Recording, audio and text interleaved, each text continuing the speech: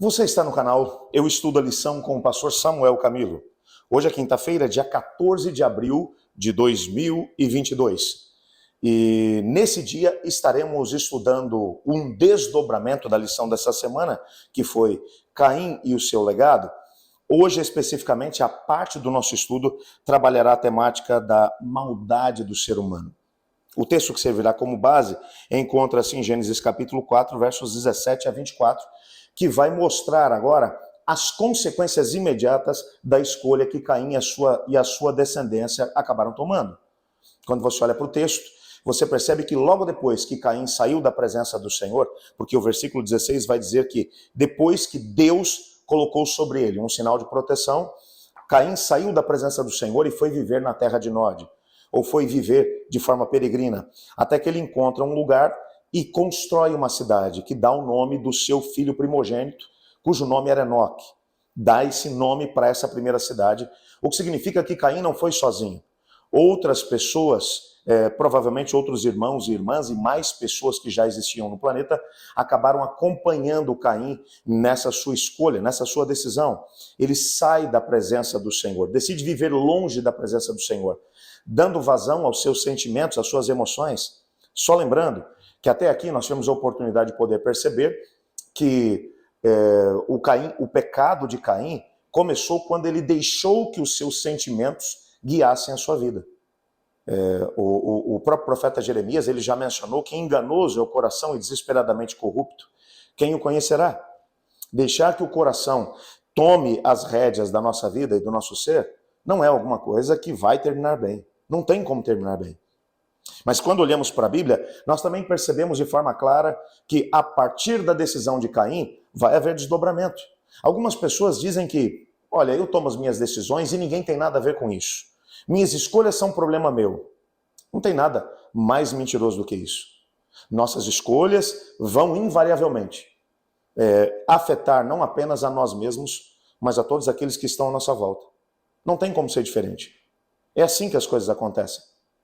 Somos chamados a fazer escolhas e ao mesmo tempo ser responsáveis por elas. Quando você vai ver, pouco tempo depois, já na sequência de Caim, você vai encontrar Lameque, que vai tomar as mesmas decisões que o Caim, e quando ele toma as mesmas decisões que o Caim, o desdobramento disso vai ser uma coisa tremenda. Ele vai simplesmente seguir numa direção em que a história da sua família vai ser muito parecida com a história do seu ancestral Caim.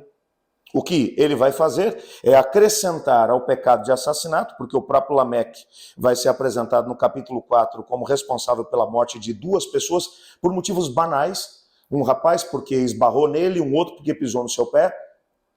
E ele vai ainda fazer pouco caso daquilo que foi o diálogo entre Deus e Caim. Deus havia dito que qualquer um que matasse Caim seria vingado 7 vezes. E ele vai dizer, no meu caso vai ser 77. Ele está fazendo pouco caso de Deus, ele não está demonstrando respeito por Deus, mas ele está dizendo, eu não tenho nada a ver com Deus. E mais do que isso, ele ainda vai acrescentar a esses pecados, tanto o pecado do assassinato, quanto também o pecado do descaso em relação a Deus, a poligamia. Ele vai ser o primeiro indivíduo mencionado na história que vai trazer 2 esposas, ele vai tomar para si 2 esposas. E a partir desse momento, o que você vai ver é uma degradação tremenda do próprio gênero humano. Você vai encontrar os descendentes dele vivendo cada vez mais centrados em si mesmos. Você vai perceber os próprios filhos dele que vão aparecer, do Lameque, que vão aparecer ali. Um deles começa a criação de gado, a ideia que o texto está trazendo, gado para corte, para motivos comerciais. Um segundo deles vai começar a trabalhar com música, mas numa perspectiva comercial, a indústria do entretenimento. Um terceiro deles vai trabalhar com ferro e bronze, provavelmente fazendo implementos agrícolas, mas também armamentos. À base disso, armamentos com o propósito de perpetuar a violência no planeta.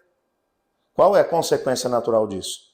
Quando você vai chegar lá no capítulo 6, a maldade do ser humano havia chegado a um ponto tão terrível que Deus disse, eu me entristeço por ter feito o homem. Agora você percebe uma outra coisa que vai aparecer no finalzinho do capítulo 4. Adão volta a ter relações com a sua mulher, ela engravida de novo, e agora uma outra pessoa, um outro ser vem à existência, cujo nome será Sete, que vem da mesma raiz hebraica do nome Abel. A ideia que o texto está trazendo é que o Sete, ele continuaria o mesmo estilo de vida de Abel. Abel havia decidido viver na presença de Deus. E isso é demonstrado no próprio texto, quando, depois que Sete tem o seu primeiro filho, o texto vai dizer, e agora começa-se a invocar o nome do Senhor. É uma geração que decide viver na presença do Senhor. Você percebe a geração de Caim, de quem se diz, ele saiu da presença do Senhor, e a de Sete, que vai viver na presença do Senhor. E aí você vai encontrar homens nessa genealogia, a partir do capítulo 5 agora, na descendência de Sete, homens como Enoque, que andou com Deus e foi transladado, Matusalém, que teve uma longevidade, o homem que mais viveu, pelo menos dentro das genealogias, 969 anos, um indivíduo que foi avô de ninguém menos do que o próprio Noé, que é descrito como um homem íntegro, reto entre as suas gerações, porque ele andava com Deus. Nessa perspectiva, você descobre que, apesar do ser humano viver de forma desregrada, viver longe do Senhor, você sempre percebe que quando um indivíduo se levanta e se posiciona, ele vai influenciar pessoas. Caim influenciou muita gente por um lado, mas Sete influenciou por outro. Então você tem um grupo que segue numa direção completamente longe do caminho do Senhor, os descendentes de Caim, e outro grupo que vai na direção do Senhor, os descendentes de Sete. O problema é que lá no capítulo 6, depois, as filhas dos homens, demonstrando aqui a ligação de pessoas que deixaram de se preocupar com a imagem de Deus, que viveram de acordo com os sentimentos humanos. É essa a ideia que tá sendo aqui trazida à tona pelo autor bíblico. E você vê os filhos de Deus, a própria forma, a estrutura como foi escrita essa frase, os filhos de Deus, já faz uma ligação com a criação do ser humano. Deus criou o homem parecido consigo mesmo, colocou a imagem de Deus no ser humano. Então agora você encontra aqueles que estão buscando a imagem de Deus e aqueles que não se preocupam com a imagem de Deus, deixam que os sentimentos humanos os guiem.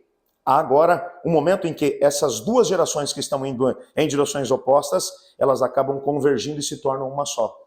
Nesse momento, a degradação do gênero humano vai tomar uma repercussão realmente muito grande, e o desdobramento disso é nada mais nada menos do que a maldade se alastrando por todo o planeta, de tal forma que o Senhor Deus olha e diz, me arrependo de ter feito o homem sobre a terra.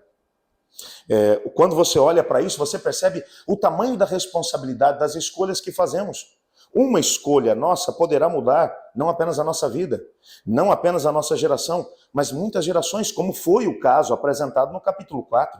Dois indivíduos tomando decisões opostas, Caim e Sete, que vão influenciar a história da humanidade, para o bem ou para o mal. Portanto, hoje, antes que você tenha a oportunidade de poder terminar esse estudo junto comigo, pense nas escolhas e nas decisões que você tem tomado. E escolha fazer a vontade de Deus e seguir a vontade do Senhor. Eu quero orar com você nesse momento. Obrigado, Pai, por tua palavra. Obrigado porque através dela temos a oportunidade de viver a experiência do livre-arbítrio. Mas nos dê condições de fazermos boas escolhas, como Sete o fez. Pois em nome de Jesus que oramos. Amém. Eu estudo a lição. E você?